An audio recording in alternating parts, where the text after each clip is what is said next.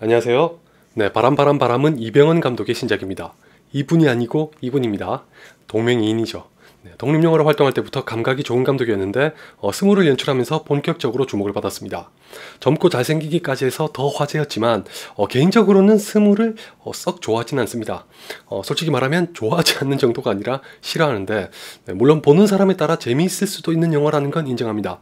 원래 다른 영화의 각본이나 각색까지 하던 감독이라 대사를 참 맛깔나고 재치있게 쓰는 건 좋았지만 감독의 의식이 의심스러울 정도로 지나치게 편향적인 관점과 드립이 굉장히 불편했습니다.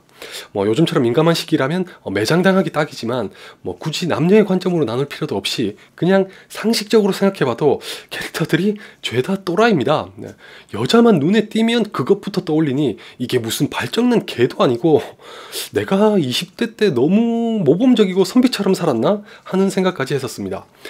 내가 순진하고 착했던 건 사실이지만 아무튼 스물에 비하면 19금 코미디의 대표작인 아메리칸 파이의 캐릭터들은 차라리 귀엽고 순진합니다.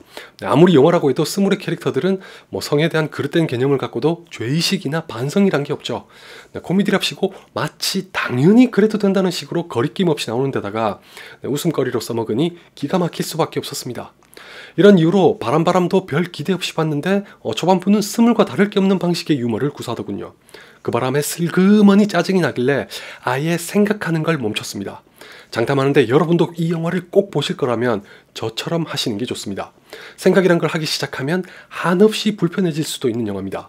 저는 덕분에 그럭저럭 재미있게 보기도 했지만 스물과 비교하면 확실히 감독이 자제하고 있다는 것 역시 느껴졌습니다. 초반부는 여전히 특유의 드립이 난무하지만 어떤 사건을 기점으로 잦아들기 시작합니다. 그래서 실망하실 분들도 계실 것 같지만 저는 그게 이 감독이 불륜이라는 소재를 가지고 나름대로 진지하게 임했다는 걸 알 수 있는 대목이라고 생각합니다. 만약 그렇지 않았다면 스물이 그랬던 것처럼 시도 때도 없이 그것이나 타령하고 있었을 겁니다. 더군다나 이 영화는 청소년 관람 불가니 더하면 더했지 덜하지는 않았을 것 같습니다.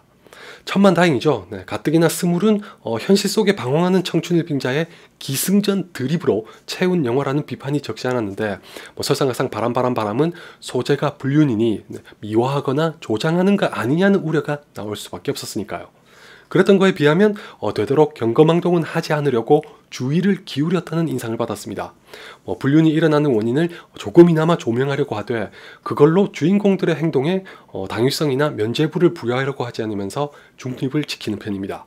단 그렇다고 해서 또 불륜이라는 현상을 탐구하거나 관찰하려고 하지도 않습니다.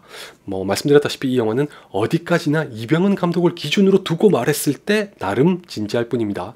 그 이상도 이하도 아닙니다. 일단 장르부터가 코미디라서 코미디 영화의 기본에 충실하려고 합니다. 이게 무슨 말이냐면 아무래도 코미디 영화의 기본적인 미덕은 웃기는 겁니다.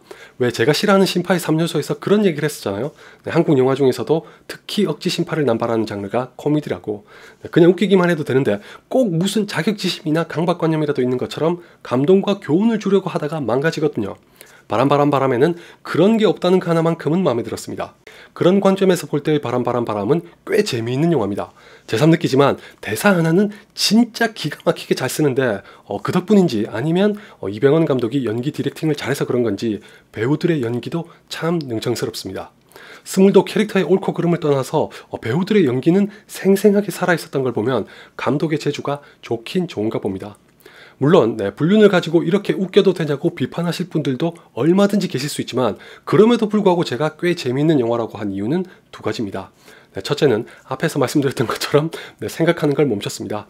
당연히 저라고 해서 모든 영화를 진지하게만 보지도 않거니와 요즘 이래저래 몸도 마음도 피곤해서 가능하면 억지로라도 웃고 싶었습니다. 용케 제가 웃을 수 있을 정도로 재치와 유머 감각이 있는 감독의 영화였던 게 다행이죠. 둘째는 최소한의 진정성이 전해졌다는 겁니다. 여러분도 직접 보시면 느끼실 거라고 생각하는데 불륜을 소재로 한 코미디 영화고 웃기는 데 주력하되 이 영화가 전하고자 하는 바를 훼손할 정도로까지 과도한 희화를 일삼지는 않습니다. 황당한 결말인 건 틀림없지만 저한테는 그게 불륜을 미화하거나 조장하는 걸로 다가오진 않았습니다.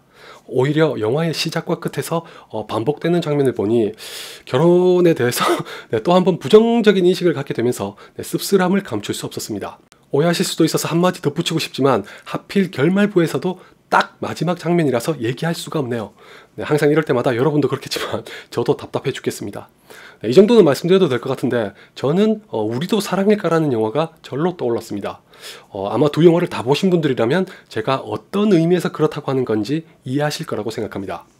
여담이지만 바람은 패스하시더라도 우리도 사랑일까는 꼭 한번 보셨으면 합니다. 새벽의 저주에서 보셨을 배우인 사라 폴리가 직접 각본을 쓰고 연출까지 했습니다. 정말 좋은 영화였는데 왜 그 이후로 신작을 발표하지 않는 건지 의아하네요. 한편으론 그런 생각도 했습니다. 네, 스물을 보면서도 그랬지만 이병헌 감독은 진지한 걸 싫어해서 의도적으로 이렇게 연출하는 게 아닐까. 네, 그 와중에 또 찰리 채플린으로부터 영향을 받은 듯한 연출도 엿보이던데 뭐 정확한 이유는 알 수 없지만 소위 말하는 페이소스와 진정성만 더해진다면 우리나라에서도 훌륭한 코미디 영화가 탄생하는 걸 보게 될지도 모릅니다. 지금도 웃기는 능력만 가지고 따지면 손가락 안에 들고도 남는 감독이니까요. 네, 솔직히 여러 가지 의미에서 바람도 비록 만족도가 큰 영화는 아니지만 스물보단 덜 거슬렸고 한결 나아졌으니 다음엔 더 발전한 영화가 나올 거라고 생각합니다. 그리고 송지효 씨는 갈수록 예뻐지네요. 네, 아주 오래전에 헤어진 여자친구랑 닮았는데 네, 제가 그래서 런닝맨을 안 봅니다.